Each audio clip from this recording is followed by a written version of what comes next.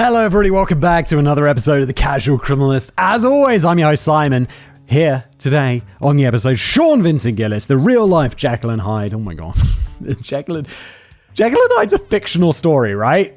About the dude who's like he's a doctor, and then he's also like a monster. Like he's got like that multiple person. Oh my god, I know nothing about this. It's embarrassing. I should just stop talking. What happens here? One of these writers, Matt is the writer for today's episode. I've never read this before. We're going to explore it together, dear audience, so let us jump in.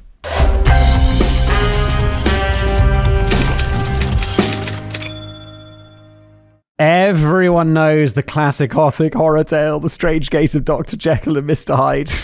Except for Simon. I mean, I know of it, but very, very little. Written as a novella by Robert Louis Stevenson in 1886, it tells the story of, you guessed it, Dr. Henry Jekyll. If someone asked me who Robert Louis Stevenson was, I would be like, isn't he the guy who invented the steam engine? That's a Stevenson, right? After creating a potion to rid himself of evil desires that he had battled with all his life, it instead transformed him into the cruel and vile Edward Hyde, a murderous criminal monster. Since its publication, it has become a pop cultural icon of a story, one that has been read by countless people and has been adapted several times for TV and movies. Well, thank you, Matt, I hear you saying. That was quite fascinating. So why are you bringing up an old Victorian book on a true crime show? Well, it's quite simple, Simon and dear audience. The story's main theme is of a man who unleashed the evil within in his attempt to be a better person. That makes perfect sense. It shows that even the best of us can have at least some form of darkness within, whether deep down or just lurking below the surface. A familiar theme that rings true for a number of criminal cases. People described as a wonderful person, a regular everyday guy who wouldn't hurt a fly, and yet they turn out to be demons in human skin. Holy shit, dude. Unleashing their evil upon the innocent and unsuspecting. Two sides of the same coin. And it's one of those such cases that we'll be tackling today. For that, let's pack our bags and head once more down to Louisiana. Wait, have we been to Louisiana? Did we recently do an episode in Louisiana? Wait, is that town with the carnival and the beads and the jazz? Is it New Orleans? New Orleans, Louisiana? Does that sound right? We did one there. Parties, Cajun food, swamps, gators, and voodoo. What's not to love in the Big Easy? Well, maybe not the serial killers. You see, we've been here in Louisiana before, just a few months ago. Baton Rouge! The Baton Rouge serial killer. That's what I was thinking of. Derek Todd Lee. Is that actually what I'm thinking of? Probably not, right? I think I am thinking of New Orleans. From 1992 to 2003, he was a proper scourge in the cities of Zachary and Baton Rouge, racking up a body count of at least 7 women. However, it's believed that he might have had more victims, and he certainly would have if he hadn't been caught. But you see, the same time Lee was terrorizing the bayou, another monster was on the prowl, a man who, for all intents and purposes, was just a regular guy. You'd pass him on the street and think nothing of it. He was just a regular nerdy-looking white guy with large square glasses and a bushy moustache. But underneath said glasses and moustache, there was a darkness, one that would build up and fester until he simply had to unleash it. And every time he did, a woman died, until he had murdered up to 8 women. And so, as we dive in to the abyss yet again, let us discuss a monster that, to many, can simply be described as pure evil. A man who terrorized Baton Rouge for 10 years and struck fear into many. A man who to this day is still known as the other Baton Rouge serial killer. Again, it's not the most creative of names, Louisiana, but it gets the point across, especially for a man who looks as boring as this. And I've got a picture of him, and you'll have it on screen as well too. Yeah, he just looks like a regular dude with a hell of a mustache. This is the story of Sean Vincent Gillis. The life of Jekyll. Mr. Jekyll, Dr. Jekyll, Mr. Hyde. So Jekyll's the good one. This is the good one. You get there, Simon. Sean Vincent Gillis was born in Baton Rouge, Louisiana, on the 24th of June 1962 to parents Yvonne and Norman Gillis. Now, things weren't all sunshine and roses for the Gillis family, but when are they ever in these stories? Oh, sometimes they are though, Matt. Sometimes it's like, oh my God, he had a really good childhood and he still ended up being a murderer. It's like, I worked really hard and I got 2 kids and I think, having done this show, and not that I wouldn't anyway, but I see it as really important for kids to have a good childhood, but sometimes they just turn out to be demons in human skin anyway. Not that my kids will. Oh God. I'd say his relationship with his father was complicated, but it was more non-existent than anything else. You see, Norman Gillis had a number of severe mental problems, along with being a severe alcoholic, and there were many times when he allowed his personal demons to direct his path. So he tried to stay as far away from his wife and child as possible to not hurt them, but that, of course, didn't work. The straw that really broke the camel's back was one night when Gillis was only 3 years old, and Norman pulled a gun on his family, putting it right against Sean's head. He didn't shoot it, but it was at that moment that Yvonne left him for good, taking on the role of a single mother to Sean with the occasional help from his paternal grandparents, with Norman spending the rest of his life going in and out of mental facilities. Yeah, dude, you point a gun, you hold a gun against your kid's head. That's some insane shit right there. Now, being a single mother is never a walk in the park. It's a tough business for even the most capable women. I don't understand. As I said, I don't understand how it's possible. Of course I understand how it's possible. But holy shit, as someone with 2 kids and me and my wife looking after the kids, and my wife doesn't work, since the kids were born, she's taken extended maternity leave, which I think is great.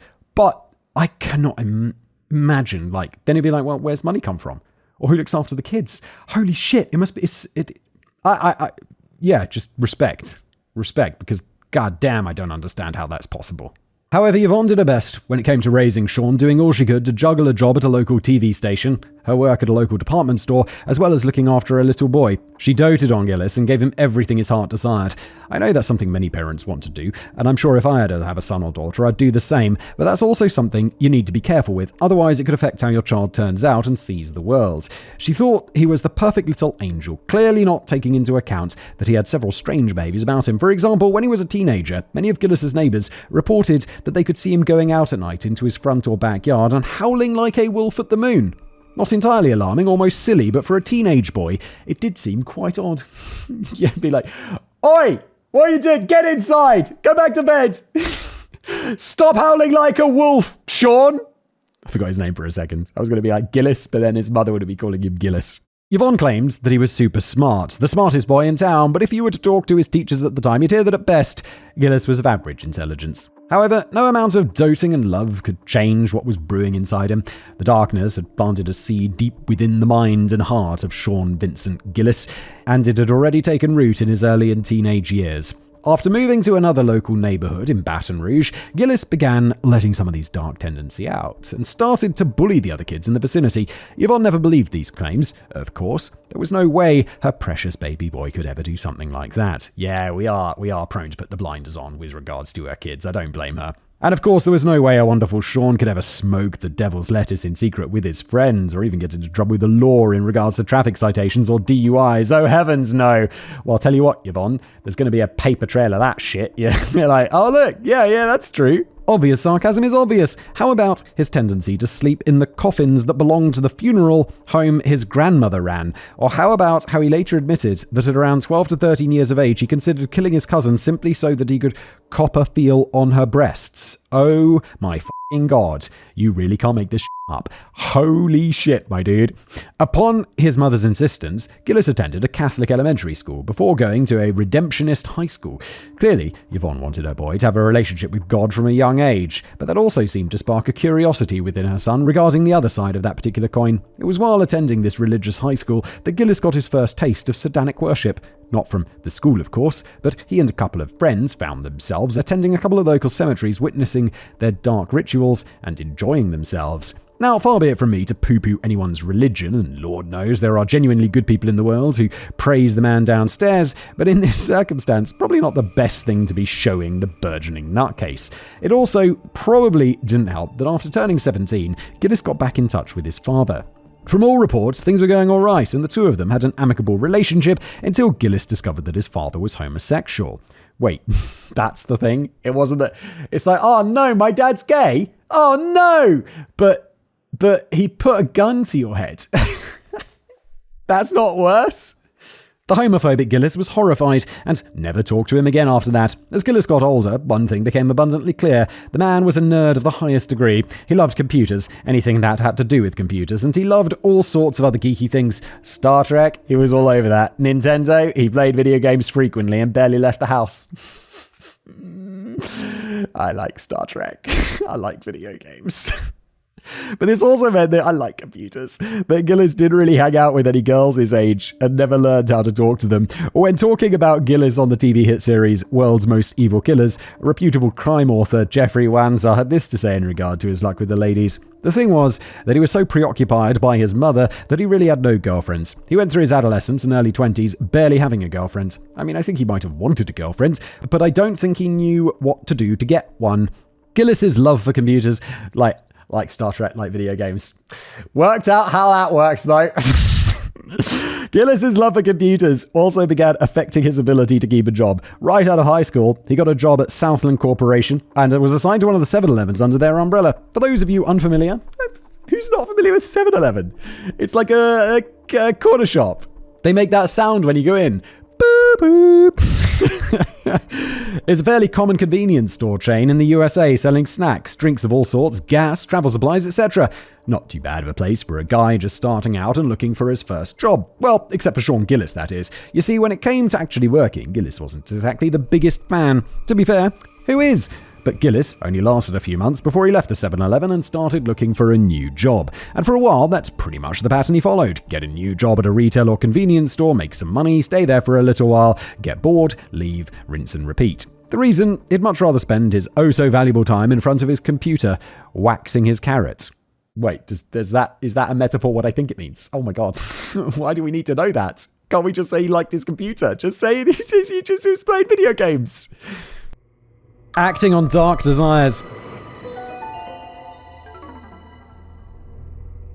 Now, the internet at the time was just starting to get its legs underneath it. It was still a very new thing, and not much could be found on it. Government stuff, websites related to Star Trek and Star Wars, and of course pornography, and lots of it. Yes! And not just any porn would do for Sean Gillis. Oh no! He was a dabbler in the edgy hardcore stuff. That's really what tickled his pickle. Mostly, it was the sight of blood. Lots of it. I mean, who doesn't enjoy a nice heaving of sexual assault, death, and dismemberment of women in their pornographic pleasures? I don't know, I like to think most people.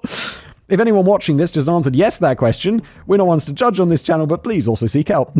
This is pretty how much Gillis' life went. Sitting in front of his computer at home, pleasuring himself to dark web torture porn, barely holding down any sort of employment, and that continued for about 10 years. It also didn't help that at the end of those 10 years, he was abandoned by his mother. You see, in 1992, Yvonne Gillis had been offered a nice new job in Atlanta, Georgia, and she jumped at the opportunity. She tried to get Sean to move with her and come to Atlanta so the two of them could still live close to each other and she could take care of him. He was in his 30s now, after all. Dude, 10 years of your life went by, my dude. And she'd been watching out for him and coddling him his whole life. Sean, though, he refused to leave his home, having grown comfortable in his reclusive life, and so Yvonne left without him, though she still continued to pay the mortgage on the house that they lived in together. Talk about a dedicated mother. And yet, Sean began resenting Yvonne. He would curse her name, scream at the sky in the night in frustration, and wish death upon her for leaving him behind. Bro, she got a job. You're in your 30s, bro, and she's paying your mortgage. It's just sad. You man cave, they're not man cave. Mother's basement dwelling incel. Come on. Talk about a worthless son. He then proceeded to become a nuisance to his neighbours, racking up traffic violations, and was even caught peeping into a neighbour's window, although he claimed to be looking for his cat at the time. So yes, things were going slowly downhill for Sean Vincent Gillis. Slowly going downhill. You could say that again. He's going down over 10 years. But then something arguably miraculous happened. Sean met a girl. Woo! This was Terry Lemoyne. She was the night shift manager at a local convenience store. The two of them were introduced to one another by a mutual friend in 1994. Oh wow, this is back in the day. He's really an early adopter of the internet. There was a bit of a rocky start to the relationship, though, as their first date didn't go so well. At the end of the night, the two of them got into a heated argument, which led to Terry slapping Gillis in the face. Jesus Christ. First date and it ends in a slap in the face? Did he storm off into the night, leaving her there alone? Did he explode with rage on her like a beast? No, he liked it. He liked it, didn't he? That's what the line's going to be. Actually, no. Gillis started to cry. Oh, wow. Okay, that's not what I expected. He had never been hit in such a way by a woman before, never mind one who had started to really like, so his feelings were hurt. Oh, boo-hoo. Terry, instantly feeling apologetic, said she was sorry and that she'd never resort to violence in their relationship ever again. And from there, it was smooth sailing, and their courtship blossomed in full. Holy shit, not what I expected at all. My first impression of Sean was comfortable. Safe, someone you'd want to visit or see every day, someone who could be your friend easily. We spent at least 6 hours talking all night long in that convenience store. We liked the same books, we liked the same movies, we liked the same actors. We got along fine. Sean was probably one of the best kinds of boyfriends you could have. He was polite, he was nice, he always thought of you first, and Sean was going to be the person I was going to spend the rest of my life with. The two of them fell head over heels for each other, and Gillis spent a lot of time at the convenience store that Terry worked at, just so that he could see her. After all, it was just a short walk from Sean's place down to the store where she worked nights. Whenever he did, though, he'd always pass an exclusive retirement community by the name of St. James's Place. From what I could find, it was a rather nice place, one where the older folks in Baton Rouge could spend the rest of their days in peace. And most likely, that's what 82-year-old Anne Bryan believed to be true. Why are we mentioning this? What is he going to do to the old people? On the night of March the 21st, 1994, Anne had left her door unlocked, something she did regularly to make it easier for the nurses to come and deliver her medication should she need it. It was just a normal night for her. She felt safe. She felt comfortable. But sadly, it was this act of thoughtfulness that brought a monster into her home.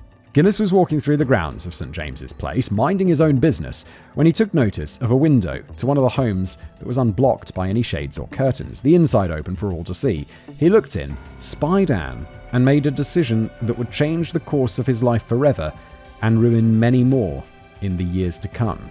Quote, "The security was amazingly lax, and I see a window open. The blind's curtain was open, and Miss Bryan was in there. Took a bath, got out, then proceeded to lay in bed. At that point, I found a door open. From that door, I went into the hallway. The first doorknob I came to was hers. It was open. I went in." Armed with a knife, Gillis accosted Anne, intending to sexually assault her. Holy, wait a minute. Wasn't she like 84, bro? What the 82? That's up. I mean, it's up anyway, but it's extra up. But as she was set upon, Anne started to scream, which both frightened and enraged Gillis. He couldn't get caught, not now, not when things in his life were just starting to come together. And so, to shut her up, Gillis sliced her throat almost to the bone and stabbed her a total of 50 times in the face, genitals, and breasts, nearly decapitating and dispowering her in the process. This escalated quickly. He's like, oh, his life's kind of coming together, that's nice. And then he walks to a retirement centre and murders an 82-year-old woman. Why? What's going on? Susan D. Mustafa recounted the killing of Anne Bryan for the world's most evil killers, and she had the following to say, quote, "For a first kill of a serial killer, this was a frenzied attack. It was brutal, it was bloody, and I think Sean surprised himself with how gruesome that scene was and what he was capable of." An innocent old woman, someone who did not know Gillis or wish him any ill will, had her life snuffed out in her golden years during what could only be described as a random attack, all due to, as Gillis would later put it, stress. With that, he cut her midsection apart, cut off her breast, and simply left, leaving her body to rot and be discovered later on. He went home, washed up, and simply continued on with his night as if nothing had happened. When it came to the investigation into her death, Gillis was never even an option to the police at the time. I believe Jeffrey Wannell said it best, quoting him, "No one knew that it was Sean Gillis that had killed her. There was no connection between Gillis and Anne. He wasn't the gardener or somebody who came around to do a bit of clearing up. As far as anyone knew, there was no connection whatsoever. There doesn't seem to be any, it just seems to be a random geographical thing." After that, life went on as normal for Sean Gillis. He and Terry continued to see each other. He continued yanking into dead bodies, and the police were none the wiser of his existence, let alone the blood on his hands. Hell, 7 months after the death of Anne Bryan, Sean and Terry moved in together and were now living in Gillis's childhood home. Eventually, Gillis even introduced Terry to some of his more disturbing habits. Gillis ended up showing her the pornography he liked, and even went so far as to show her pictures of dead women that he got off to. Bro, you gotta keep that buried down deep inside your soul, you dark f***. Did this sway her into leaving him? No, it did not, and she just continued to ignore his strangeness and did her best to make the relationship work. Alright then! Okay. Gillis himself wanted the relationship to work. He fixated on Terry and did all he could to appear good in her eyes, moving his reliance with his mother onto her. He couldn't get away from his computer though. As Terry herself has stated, there were many times when she would go to bed alone and wake up alone, all because Gillis could not peel himself away from his computer from sunup till sundown. Terry even tried to get him a job at the same store she worked nights at in an attempt to get him to stand on his own 2 feet, to take some responsibility for himself, but that only lasted about 3 weeks before he called it quits. Quoting, "Well, I wanted him not to rely on his mother so much and to make his own money, pay his own bills, because she paid all the bills. She paid the electric bill, everything at the house. And I wanted him to kind of learn how to fend for himself, how to take care of himself. I mean, he was a man by then. He pretty much wanted to stay on his own, and you had to interact with people. And Sean didn't like interacting with people. That would mean you have to talk to them. And Sean didn't like talking, not to other people. He could sit there and carry on a wonderful conversation and talk your head off. But to talk to someone he didn't know, that wasn't something he was good at." For the next 5 years, things were great. Things were quiet. Sean and Terry, 5 years go by, he just crazily murdered someone. Holy shit. Sean and Terry were still going strong, and she was bringing him money to the house while he was being his geeky and perverted self on his little computer. Oh my god, Sean, what do you bring to this relationship, you loser? But you see, since Terry worked nights, that left Gillis alone during those dark nights, and he still had those dark urges. He used these lonely hours to drive around town, looking at the people, particularly the women, walking alone at night. Sean Gillis just continued to privately spiral deeper and deeper into his vile and depraved mind, letting his urges build until they had nowhere else to go but out. And so he started to work on his skills. What skills? Well, his skills with zip ties. And yes, it gets as bad as it sounds.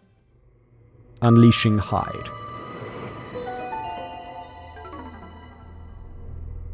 Quote, "There are 2 kinds of women. There are women you love and adore and die for, and there are women that are things." Those are the words of Sean Gillis himself on his view of women, and it's quite telling indeed when it came to all those whose lives he would so cruelly steal away. January the 4th, 1999, was the night that Sean Vincent Gillis would strike once again. 29-year-old Katherine Hall was walking alone in the dead of night. You see, she was a sex worker, and she was on the streets of North Baton Rouge looking for a John to elicit her services. Out of the dark rolled up a vehicle, and Gillis was at the wheel. Just like with Anne Bryan, Gillis and Katherine had no prior knowledge of each other, and they'd never met, and he had just been cruising along when he spotted her on the street. In Gillis's own words, he and her were simply ships in the night. After lowering his window and pulling up beside her, he offered her money for a good time, which she was willing to give. She got into the car, like she had with numerous customers before, not realizing the danger she was in. From there, Gillis drove her to a deserted area on River Road, and before she knew what was happening, he put a zip tie around her neck. Katherine was a fighter, though, and she scratched and clawed her way out of the car before he could tighten the tie. She took off, running into the night, but unfortunately it wasn't enough, and Gillis caught up to her. Now angry, Sean went in for the kill, taking out a knife and stabbing her over and over again. He stabbed her 16 times before she died, and after she passed, he continued to stab her another 21 times. But even then, Gillis wasn't done. Remember when I said he removed Anne's breasts after killing her? Well, old Sean was a bit of a collector, it seems, and as after he was done with Katherine, he took her eyelids for himself, sliced them right off, and stuffed them into his back pocket as his own deranged little trophy. With that, Gillis had no more use for her since his urges had been quenched. He stripped her nude, took her belongings, and drove her body to a rural area, a subdivision development in southeast Baton Rouge. Once there, he dumped her, posing her underneath a dead-end sign, before turning around and driving off into the darkness, his evil work done, his desire satiated. That is super f***ed up. This is like Dr. Jekyll and Mr. Hyde. It's f***ing bang on as a name for this f***.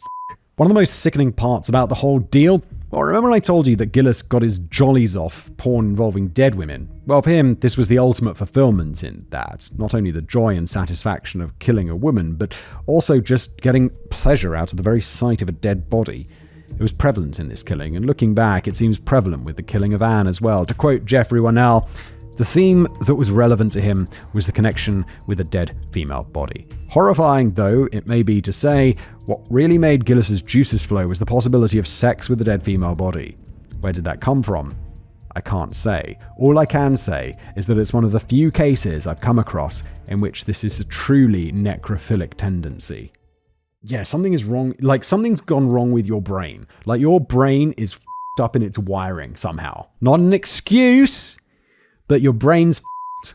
But Sean was not really a big brain when it came to not leaving evidence behind either, as not only did Katherine have skin under her nails from fighting back, but a pubic hair had been found right next to Katherine's mouth when she was discovered. So the police had his DNA, but Gillis wasn't in the system, so they had no way of matching it to him, so all they could do was keep on searching. Things would be quiet for 4 months after that, but then he had to strike again. His urges were too great. Wait, didn't he wait like 6 years? 5 years and so long between, and now it's just 4 months? It was 5:30 am on May the 30th, 1999, when 52-year-old Hardy Schmidt was out jogging on Quail Run Drive where she lived.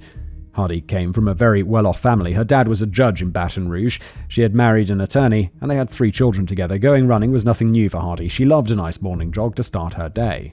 Unfortunately for her, this would be the last day. You see, Gillis had spotted her a few weeks beforehand, and he liked what he saw. He stalked her for those 3 weeks, memorizing her schedule and her habits, and soon enough, it was time to make his move. Quoting, "Plenty of times, I was just passing by.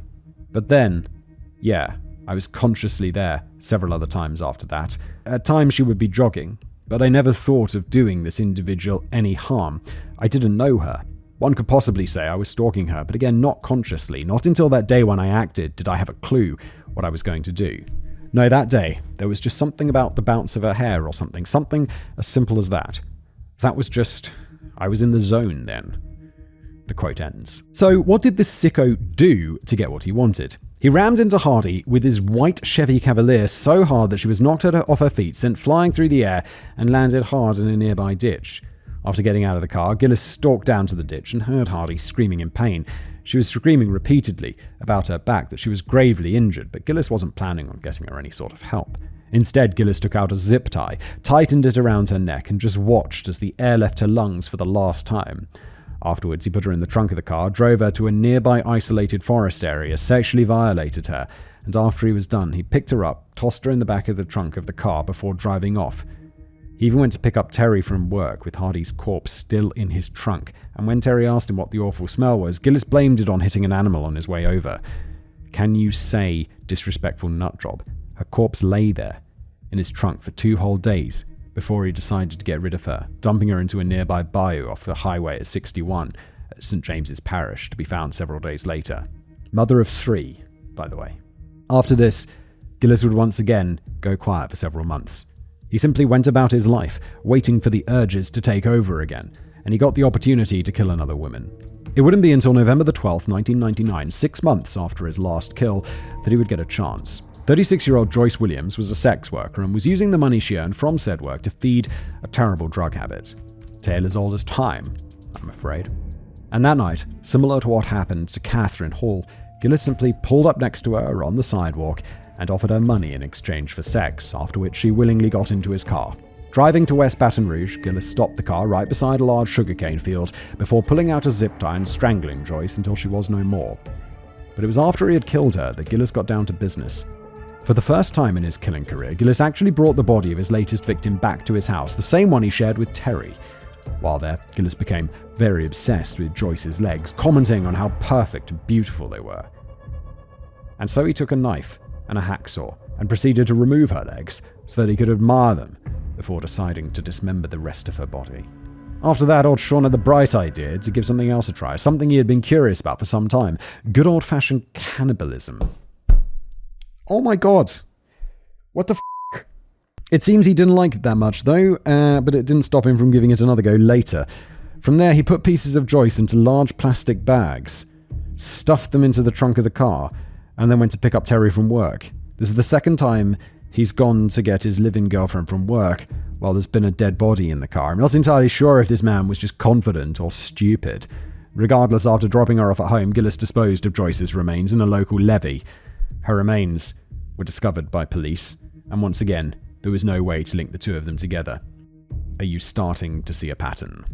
2 months later, he would strike again, around January 2000. This time it was 52-year-old Lillian Robinson. Unfortunately, despite my best efforts of combing several sites, videos, and news articles on the interwebs, I wasn't able to find a lot of information about this poor woman. All I can find is that she'd been picked up by Gillis around the same time that Joyce's body was found, and that she'd been strangled, necrophiled, and dumped, just like the rest. Gillis wouldn't kill again for most of the year. That is until October the 20th, 2000. It was then that he spotted 38-year-old Marilyn Nevels. He hadn't planned on killing anyone that night, but claimed that upon seeing her on the street, he just couldn't help himself. He followed the same method he had with the others. He picked her up on the street and drove her to a remote location, this time a vacant lot. When he tried his zip tie routine, though, Marilyn wouldn't go down without a fight. Quote, "That's the only one I had to get physical with. She broke away and was running across the lot, and there was a car coming. It was kind of like, well, whatever. I can grab, you know what I'm saying. There was a pipe on the ground. Not even a pipe. It was like a steel rod, kind of like rebar, but smoother. I just picked it up and smack, smack, smack, until she quit fighting." After that, Gillis strangled her with a zip tie, defiled her body as he had done with all the others, and then dumped her in a location where the police found her on Halloween. And again, even with all these brutal deaths happening in this same general area, nothing came back to Gillis.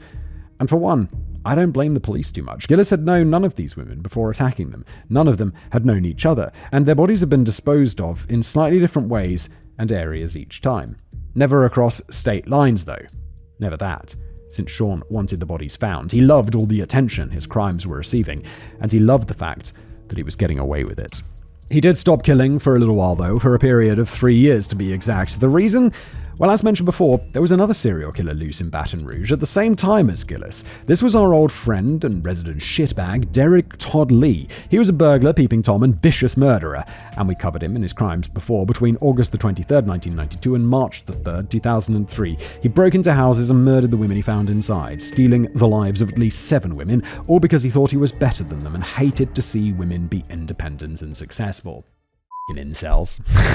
These guys are like extreme of incels. Pieces of shit, dude. During the police's hunt for Lee, the FBI issued a criminal profile for him that described Sean Vincent Gillis to a T, meaning that they were hunting for the wrong guy. If it wasn't for the eyewitness testimony of Lee's only surviving victim, the DNA left at the scenes, and the relentless pursuit of former detective David McDavid, he might not have been captured when he was. And what did Gillis think about having another monster loose on the streets?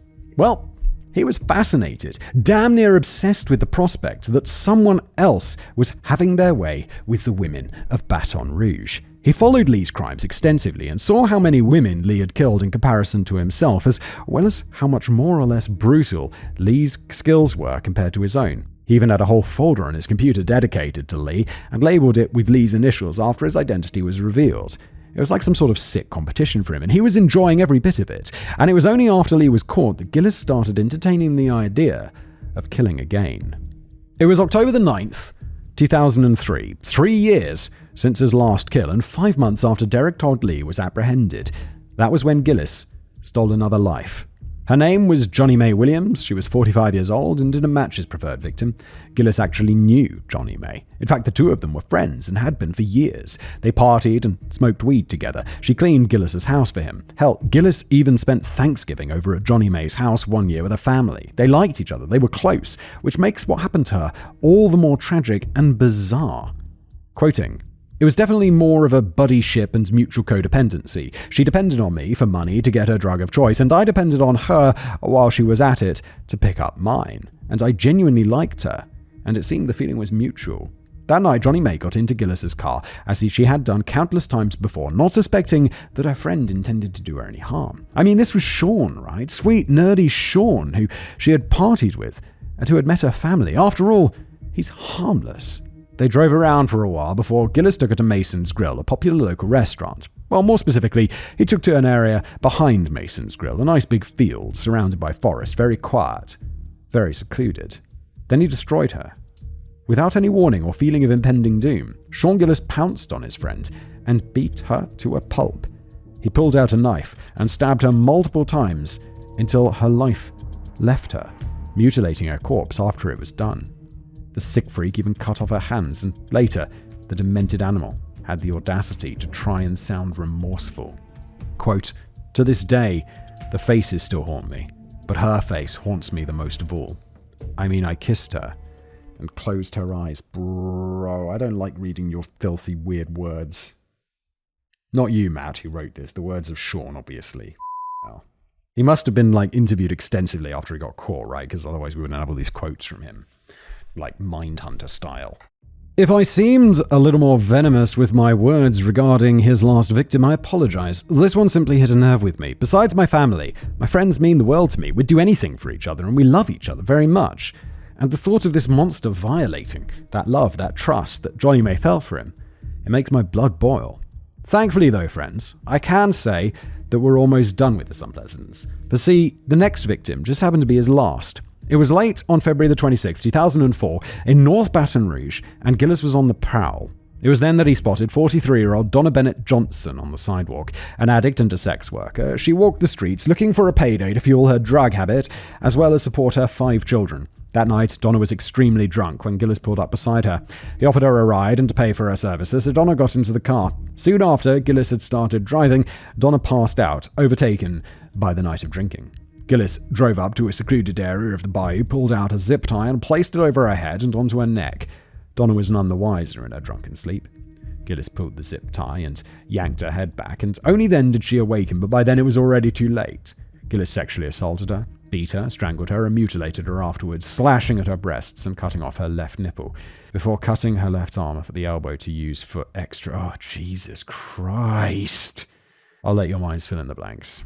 In a later letter to Tammy Papera, a friend of Donna's, Gillis stated the following, almost trying to explain himself. Oh my lord, I don't know if I want to read this. Let's read it, and if it's not in, I'll cut it out. She was so drunk, it took only about 1.5 minutes for her to succumb to unconsciousness and then death. Honestly, her last words were, "I can't breathe. I still puzzle over the post-mortem dismemberment and cutting. There must be something deep in my subconscious that really needs that kind of macabre attention."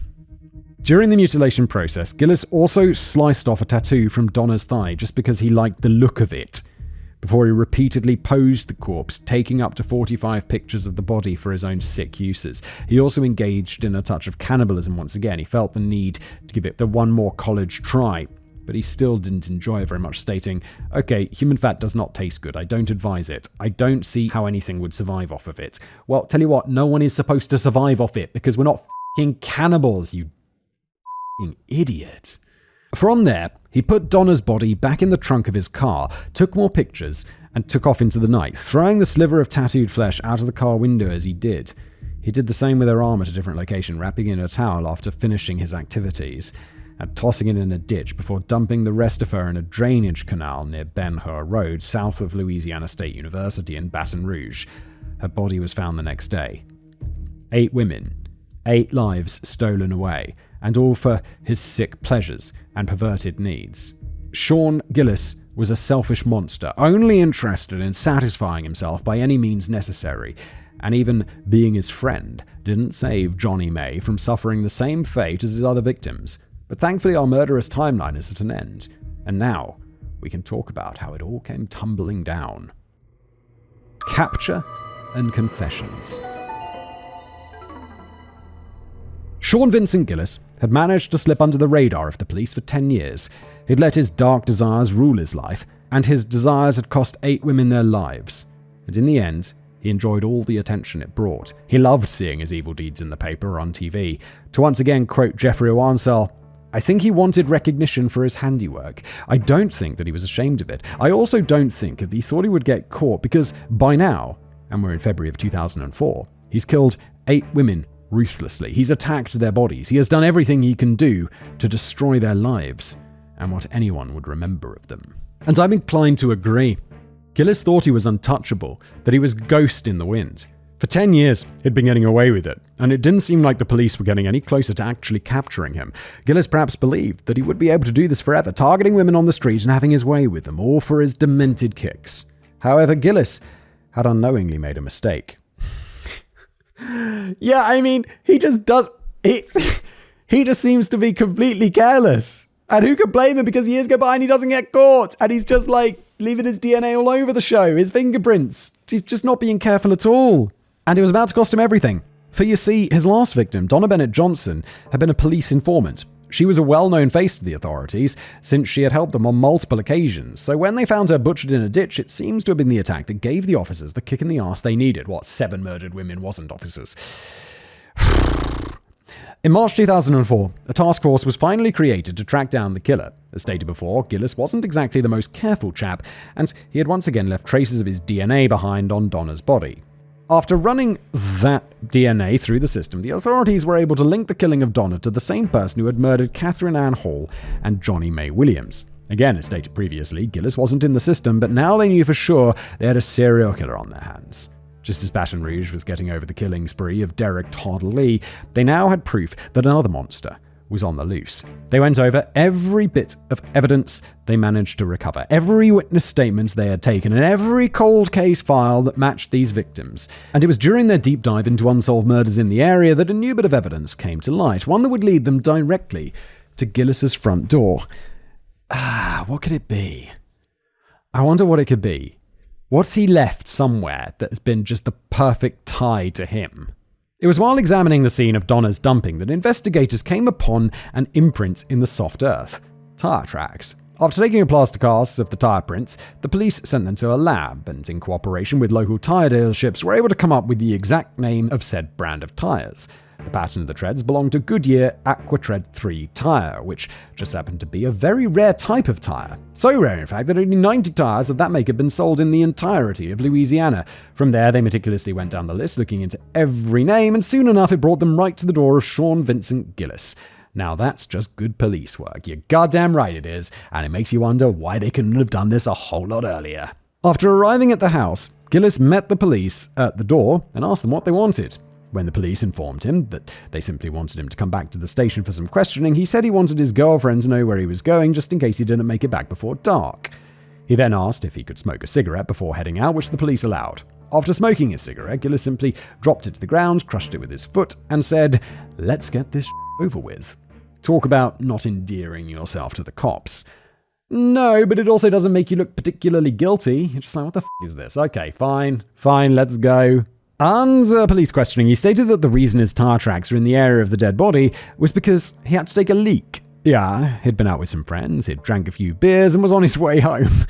Yeah, he's doing the classic admit to a minor crime, so the police think you're being honest, but the police see through this, obviously.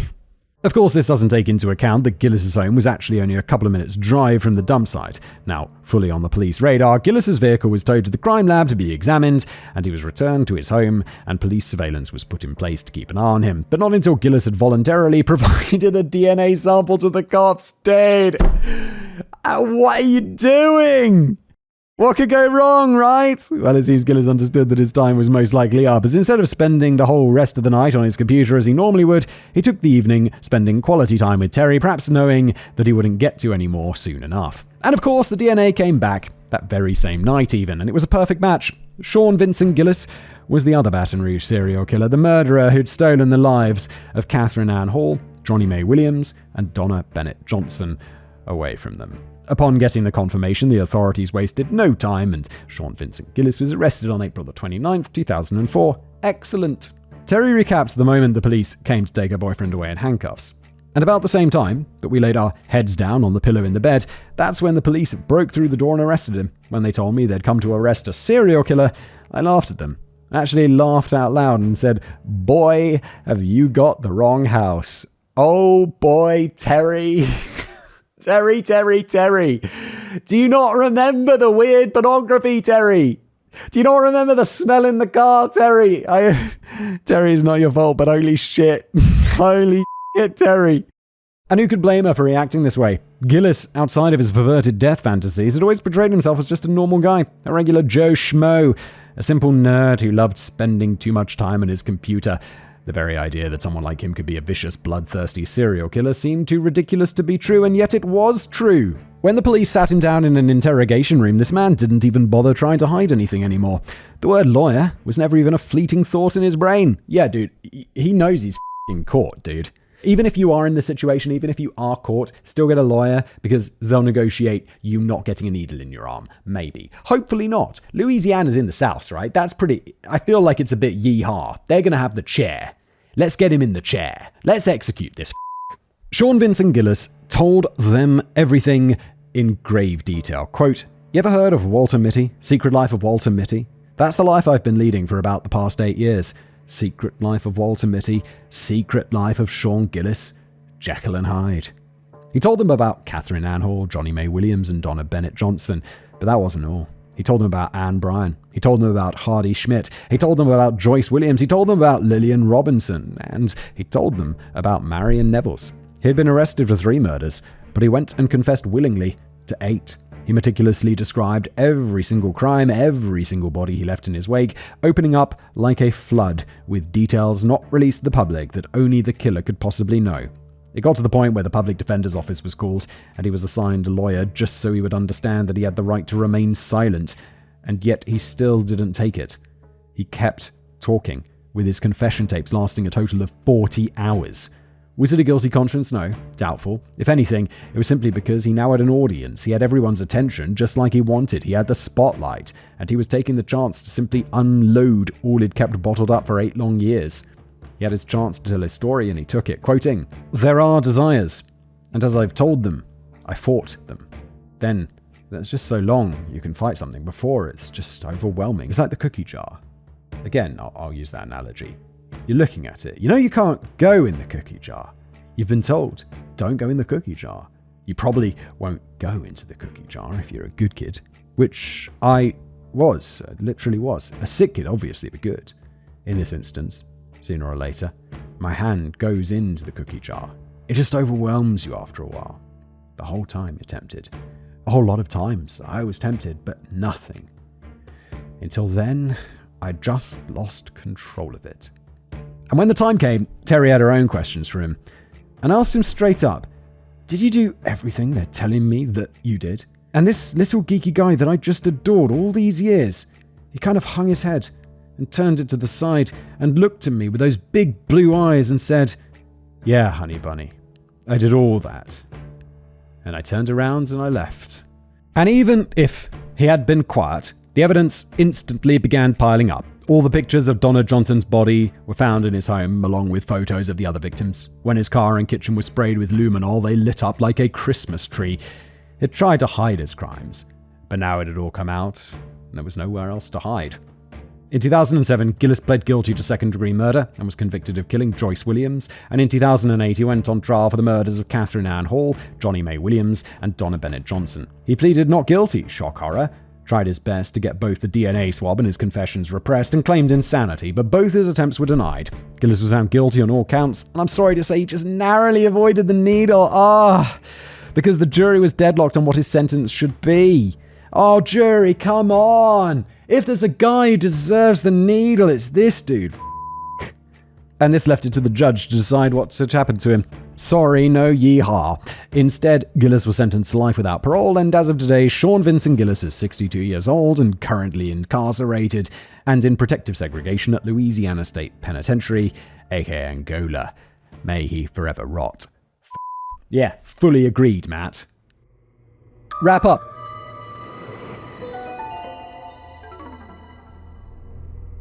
And that brings our tale to an end, dear audience. A story of a monster who, had he been more careful about the traces he left behind, could very much have kept on killing until this very day. Sean Vincent Gillis is a lunatic, a heartless demon who only cared about satiating his depraved desires. He got off on death, he got off on blood, he got off on dismemberment and body parts, and because of that, 8 women ended up dead by his hand. He was, and is, a sick, twisted man. And thankfully, he is exactly where he belongs, behind bars for the rest of his days. The only problem is he's in segregation. Just put him in with Gen Pop and let someone, take care of him. I can't imagine it would be very long. Did he have issues growing up? Yes, but as we say, that's no excuse. There have been people in the world who have had far worse lives and far worse childhoods, and they don't turn into monsters. His disgust and fear towards his father, his hatred and feeling of abandonment for his mother, they were factors, sure, but nothing could have overcome had he simply tried, but he didn't. Later, he literally had all a man could want, a nice home and a loving, understanding girlfriend who thought the world of him, and he threw it all away. And honestly, I'll go out on a limb here and say that of the Baton Rouge serial killers I've covered, I think Gillis might be the scariest. See, Derek Todd Lee never tried to hide that he was a monster. Sure, he was charming and charismatic, but people around him always knew that something was amiss with him. With Gillis, he was just an everyday guy. He was Mr. Normal, Mr. Boring. a loving boyfriend who did everything he could to make his girlfriends happy. And yet in the end, he was a wolf in sheep's clothing, a beast who would unleash his bloodlust whenever he felt the urge to, with no care or regard to the lives he was snuffing out, like a candle in the wind. A real-life Jekyll and Hyde. In his own words, it was like the victims were already dead to me. So as we close today's episode, as I always end these scripts, I'd like it for us to think of the victims, the people who deserve to be here, and yet they aren't. Anne Bryan, Catherine Ann Hall, Hardy Schmidt, Joyce Williams, Lillian Robinson, Marilyn Nevels, Johnny May Williams, Donna Bennett Johnson. All women who had their own troubles in the world and were unfortunate enough to walk into the path or headlights of Sean Vincent Gillis. If there is something at the end of it all, I can only hope they found peace despite their gruesome ends, and may Gillis forever be tormented by their faces, left alone in the dark with his own thoughts, left to live with his demonic actions for the rest of his days.